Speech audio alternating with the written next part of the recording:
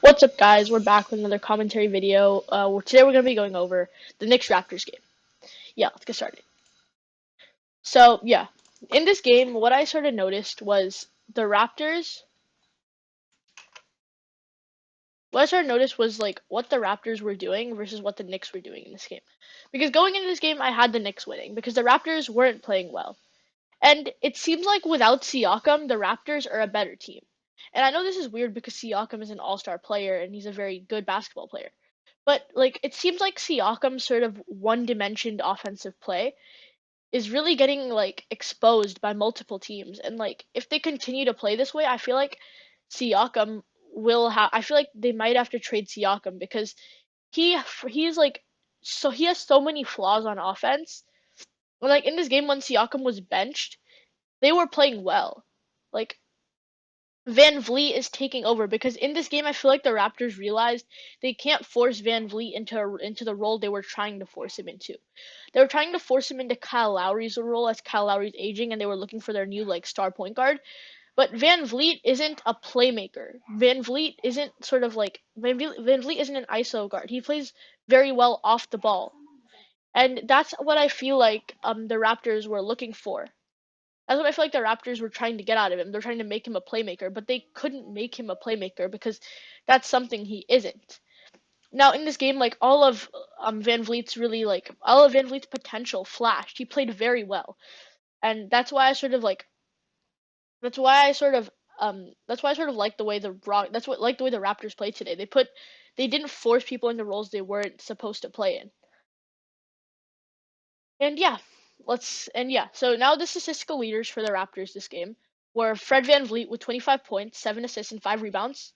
Kyle Lowry went for 20 points, 4 assists, and 7 rebounds. And Norman Powell went for 17 points, 4 rebounds, and 1 assist in place of Pascal Siakam in the starting lineup. So yeah, now let's go to the Knicks. This Knicks team really looks this Knicks team looked really interesting at the start to start the season off, and I think they still look interesting nonetheless. Like Julius Randle is looking like a triple double machine. Like in this game, he was 5 assists shy of a triple double. He went for 16 points and 10 rebounds. And Julius Randle is playing like he never has before.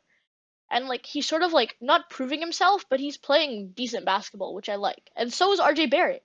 He went for 12 points, 8 rebounds, and 3 assists this game. And that's sort of the style of play RJ Barrett. And he played sort of the way we saw RJ Barrett play in college at Duke. And he sort of showed flashes of him becoming an elite NBA player. But I feel like RJ Barrett has to take that next step this season if he wants to be considered like as the Knicks' franchise guy. Because right now he's playing like a solid player, yes, but like he was drafted with a third pick. He was drafted with the third pick, so he should sort of be trying to take over the he should be trying to sort of take over as much as he can. And yeah, that's just what I felt like about the Knicks in this game. So yeah, now let's go into the statistical leaders for the Knicks. Julius Randle obviously was a statistical leader with 16 points, 10 assists, and 10 rebounds and 5 assists. RJ Barrett had 12 points, 3 assists, and 8 rebounds. Alfred Payton had 14 points, 4 assists, and 3 rebounds. And then Kevin Knox had 16 points, 1 assist, and 6 rebounds. Kevin Knox isn't playing like a weak NBA player anymore. He isn't playing like a soft player. He's playing hard and he's playing athletic, which is the way he played coming into the NBA, which is the way he needs to continue to play. Him playing hard and going for 16 points against a solid Raptors team is very good, but the Raptors are lacking an interior defense, so that may have been the reason he had such an effective game. But yeah, that's sort of it. I feel like the real dud of this game for me was Mitchell Robinson. The Raptors' interior defense is very weak, and him going for only 4 points on 25 minutes played is really not what he needs to do. And I feel like the Knicks are still restricting his minutes for some reason, even though he's one of the best shot blockers in the NBA and has shown promise becoming an elite rebounder in the NBA. So yeah, I don't know why the Knicks, are trying to limit his minutes.